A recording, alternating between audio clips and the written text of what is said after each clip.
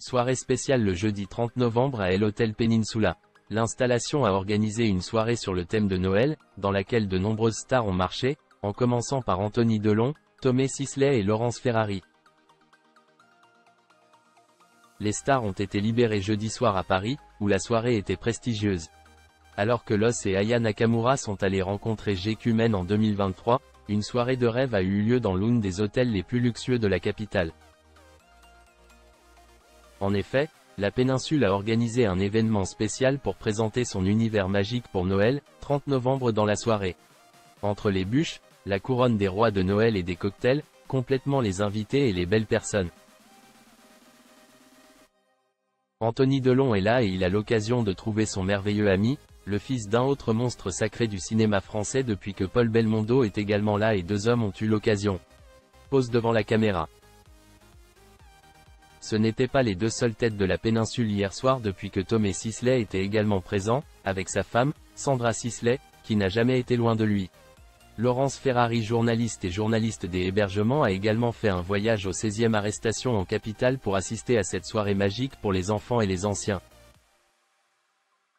Laurent Lafitte et Vaimalama Chavez à rendez-vous. Laurence Ferrari n'est pas la seule journaliste à avoir déménagé depuis que Harry Roselmack était également présent pour admirer les installations fixées par Paris. Il a pu parler à Richard Orlinski, connu pour ses sculptures avec de l'or. Certaines actrices célèbres sont également là, à commencer par Zoé Félix, ou Vaina Jokante. Un autre lourd cinéma français, Laurent Lafitte, est toujours très luxueux, était dans la péninsule hier soir, comme l'hôte de CNews, Christine Kelly ou l'actrice Elisa Bachir Bey. Une Française a participé au rassemblement de ces stars et c'est Vaimalama Chavez, qui a accompagné son amant, Nicolas Fleury. Une soirée de rêve à la péninsule pour tous les invités, dont Stéphane de Bourgie, Chantal Thomas et son mari Michel Fabian, Thierry Martineau et Yamina Benguigui, invités par Nathalie Vimard et Vincent Pimon. Père tout en jetant un regard sur sa vie et sa carrière bien remplie. Les souvenirs chaleureux d'Holly et Fraser de leur père. Naturellement, les enfants de Charlton étaient impressionnés par leur père vedette de cinéma. Mais à la maison, la star de la planète des singes montrait un côté beaucoup plus doux que ce que le public avait l'habitude de voir sur grand écran. Selon Holly et Fraser, Heston était un homme chaleureux et accessible qui mettait toujours sa famille en premier.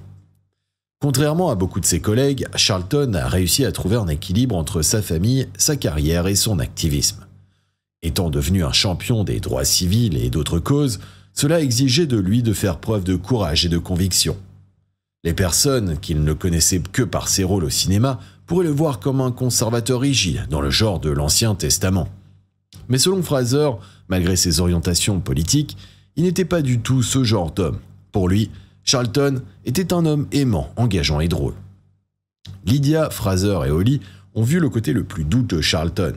Et pour eux, c'était cet aspect de sa personnalité qui était sa plus grande source d'héroïsme.